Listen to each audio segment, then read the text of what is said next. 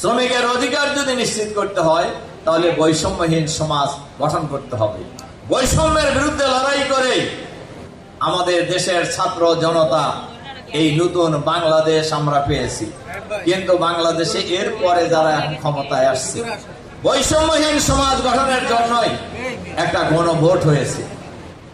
জানেন নাকি আপনারা? গণভোটে হায়ের পক্ষে মানুষ ভোট দিয়েছে।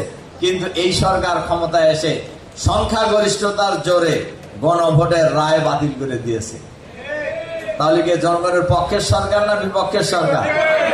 এটা কোন পক্ষের সরকার বলা যাবে? এরাও জনগণের বিপক্ষের সরকার। ইতিমধ্যেই সরকারি দলের মহাসচিব বক্তব্যে বলছেন এই 5-6 মাসে কিছুই বদলায় নাই। তার মানে ফেসিবাদের আমলে যা ছিল এখনো তাই আছে। AKS অর্জন করলো গিনেস ওয়ার্ল্ড রেকর্ডস। AKS তাহলে আপনারা ক্ষমতায় থাকেন কেন? আপনারা যদি পরিবর্তনই করতে না পারেন তাহলে কি আপনাদের ক্ষমতায় থাকার কোনো অধিকার আছে?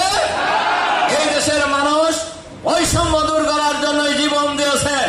এই দেশের মানুষ বৈষম্য দূর করার জন্যই রক্ত দিয়েছে, পঙ্গু হয়েছে, ফেসিবাদের কাছে মাথা নত করে নাই। রংপুরের আবু সাইদ বুলেটের সামনে বুক পেতে দিয়েছে, বুকের ভিতরে তুমুল ঝড়, বুক পেতেছি গুলি কর। এই বাংলাদেশের মানুষকে আপনারা কোনো অবস্থাতেই দমায় রাখতে পারবেন না। আপনারা গণভোটের রায় নিয়ে তামাশা করছেন।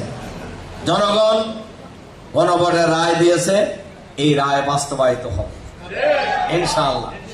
যতদিন বাস্তবায়িত না হবে আমাদের নেতা, সংগ্রামী বিরোধী দলীয় নেতা পার্লামেন্টে বলেছেন, বাইরে বলেছেন, পার্লামেন্টের ভিতরেও বলেছেন, এই গণভোটের রায় বাস্তবায়ন যদি না হয় আমরা পার্লামেন্টের ভিতরেও কথা বলবো আর বাইরেও কথা বলবো, যেখানে স্পিকারের অনুমতি নেওয়ার দরকার হয় না।